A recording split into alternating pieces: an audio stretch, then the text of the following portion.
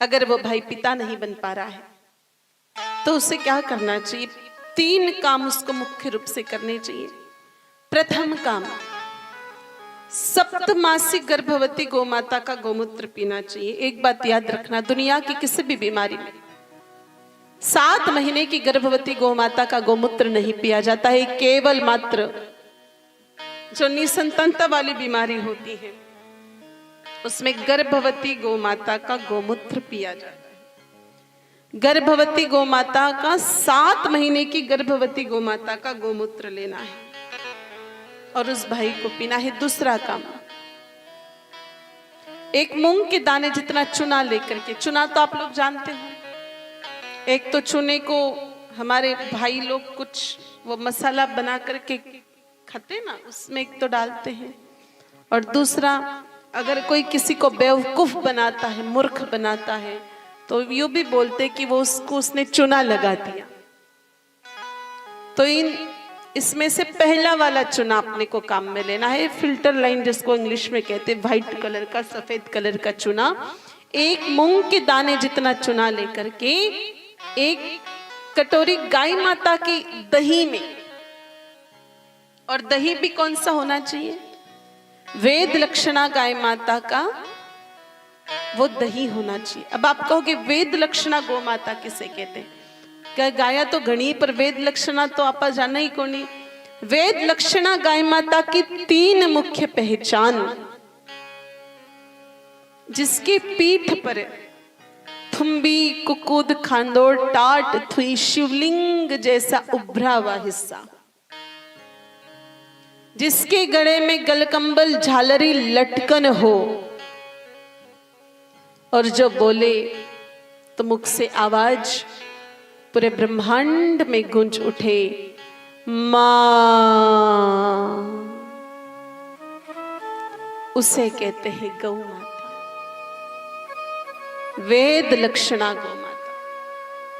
बाकी जिसकी पीठ बिल्कुल प्लेन हो, नेशनल हाईवे की तरह, बिना स्पीड ब्रेकर की 6 लेन की तरह सीधा यहां से निकले तो थेट कोटा से मुंबई फिर आगे निकल जाए, गले में कोई गलकंबल झालरी ना हो, और जो दिन भर बाजे पुपाड़ी की तरह बजे, वो है जर्सी। तो हमें तो देसी गौ माता के ही दही का प्रयोग करना है। एक मूंग के दाने जितना चुना एक कटोरी गाय माता के दही में डाल करके लेना है। फिर तीसरा काम, 7 दवाइयां मैं आप लोगों को बता रही हूं, उसमें से प्रथम 6 दवाइयां तो लेनी है 100 ग्राम, और 7वीं दवाई लेनी है 1 ग्राम। इसमें प्रथम जो दवाइयां हैं, शालम पंजा, शालम मिश्री, सफेद मुसली, कौच बीज, अश्वगंधा और शतावरी। शालम पंजा, शालम मिश्री, सफेद मुसली, कौच बीज, अश्वगंधा और शतावरी। और 7वीं चीज है केसर।